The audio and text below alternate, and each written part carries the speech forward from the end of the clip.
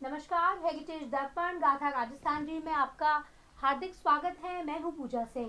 दर्शकों, देश को आजादी दिलाने वाले महान वीर नेताजी सुभाष चंद्र बोस की आज जयंती है।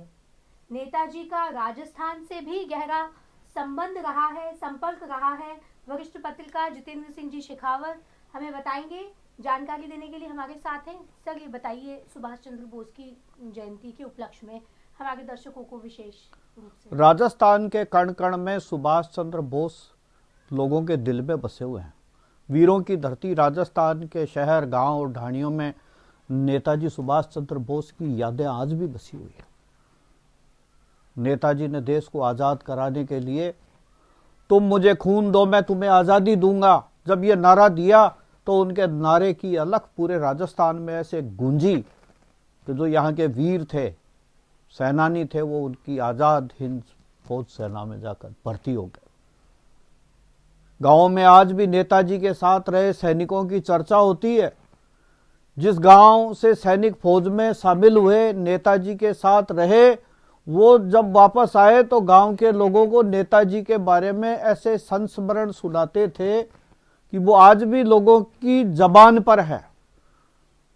वरिष्ठ पत्रकार बिशन सिंह जी शेखावत ने 30 साल पहले गांव का दौरा किया था। उस समय कई ऐसे प्रसंग सामने आए जिससे ये पता लगा कि अधिकांश गांवों में आज़ाद हिंद फौज के सैनिक बसे हुए जिनके बारे में किसी को पता नहीं था।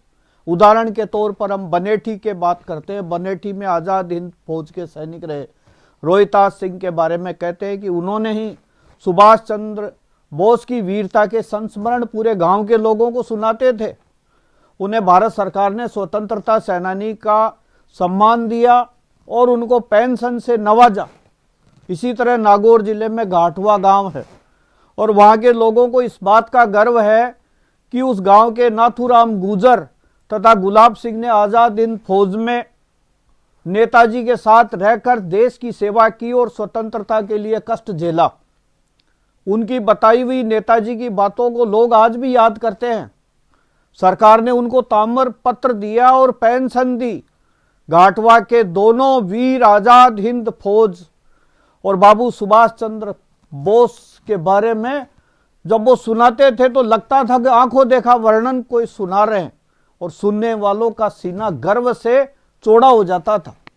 घाटवा और बनेठी तो केवल एक उदाहरण है। ऐसे कई गांव हैं जिनमें नेताजी की यादें बिखरी हुई पड़ी है। जयपुर में भी आज़ाद हिंद फौज की कमान को संभाला था डॉक्टर राजमल कासलीवाल। नेताजी की आज़ाद हिंद फौज में वो डॉक्टर थे।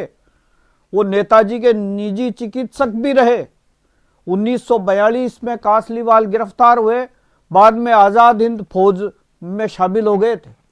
नागौर जिले में लाडोली के सपूत हरि सिंह लाडोली ने नेताजी के आह्वान पर आज़ादी के आंदोलन में कूद पड़े थे। लाडोली ने 1942 के भारत छोड़ो आंदोलन के दौरान कई बार घर छोड़ दिया और 1943 में आज़ाद हिंद फौज में सैनिक बन गए और बोस के विश्वास पात्र बन गए थे। उन्हें फौज में कैप्टन का पद मिला। 1945 में हरि सिंह को गिरफ्तार करके अंडमान निकोबार की जेलों में डाल दिया गया था। जब वो जेल में थे उस समय वीर सावरकर भी वहां पर उस जेल में थे।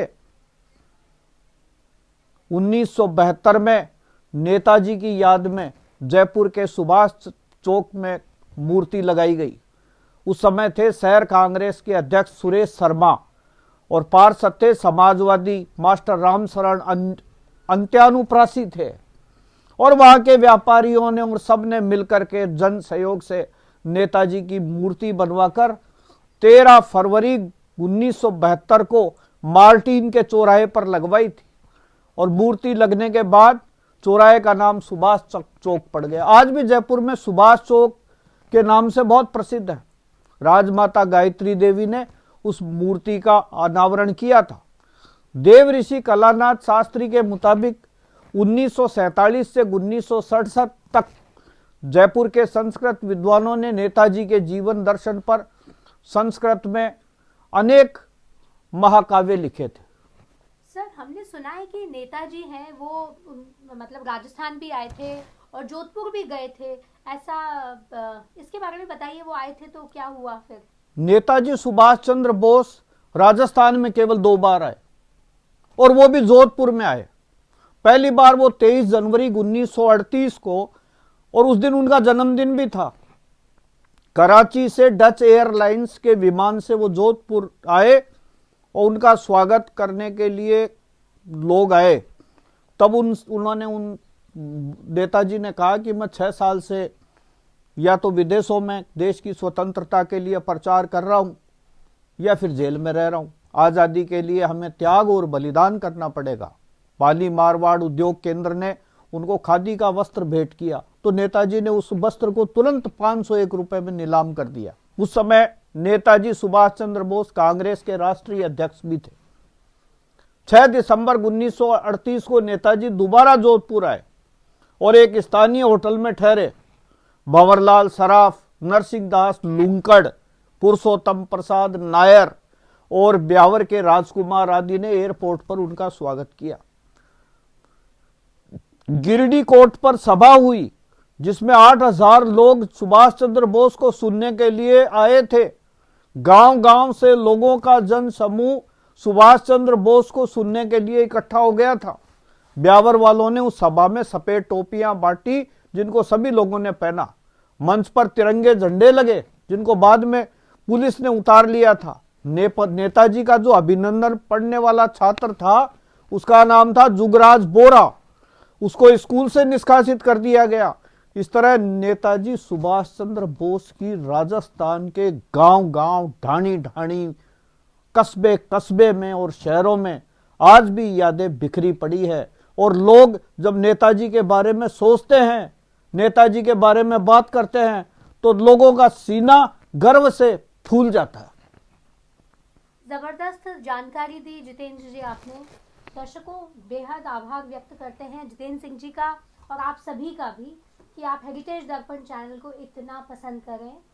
सब्सक्राइब और लाइक करना मत भूलना हमारे चैनल को। इसी प्रकार से रोचक किस्से कहानियां हम आपके लिए लाते रहेंगे। धन्यवाद।